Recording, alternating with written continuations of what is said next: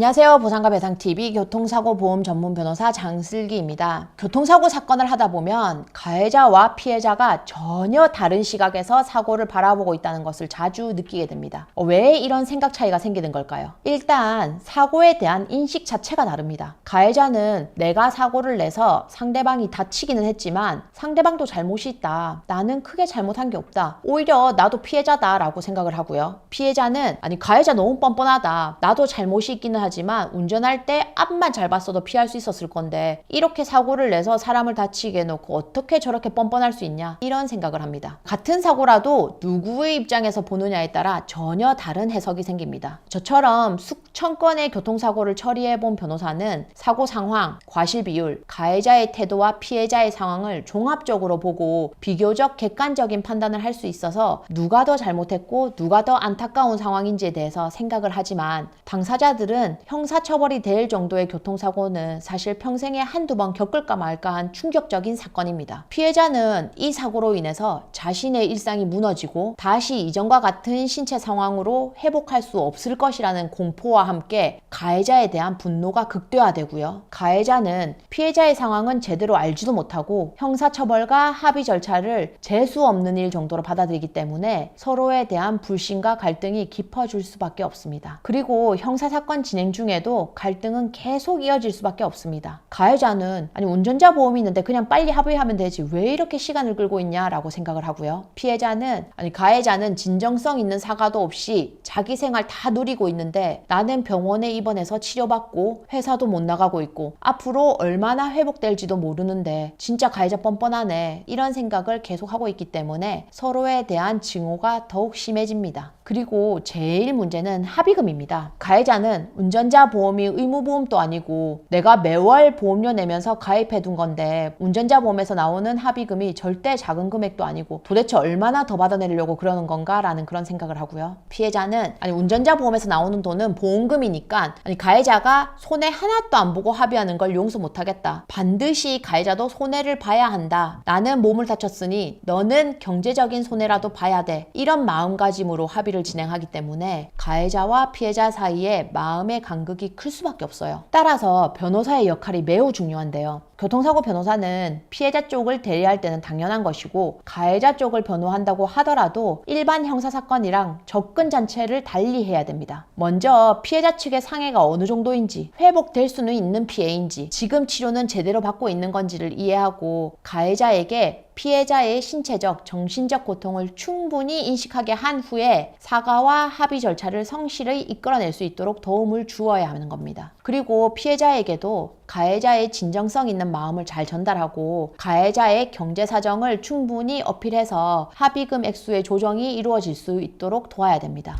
무엇보다 중요한 건 피해자에 대한 진정성 있는 위로와 사과가 선행되어야 된다는 겁니다. 피해자의 과실이 일부 있는 사고라고 하더라도 피해자 측이 겪은 고통을 존중하고 공감하는 자세가 반드시 필요하다고 생각합니다. 교통사고는 단순히 법적 절차의 문제가 아니라 사람의 인생과 감정이 걸린 문제입니다. 가해자와 피해자의 생각 차이를 이해하고 진심 어린 태도로 접근한 것이 무엇보다 중요합니다. 자, 오늘 영상은 여기까지고요. 혹시 형사합의 문제로 고민을 하고 계신 분들이 있으시면 언제든지 저희 보상과 배상으로 문의 주시면 성심성의껏 상담해 드리겠습니다. 감사합니다.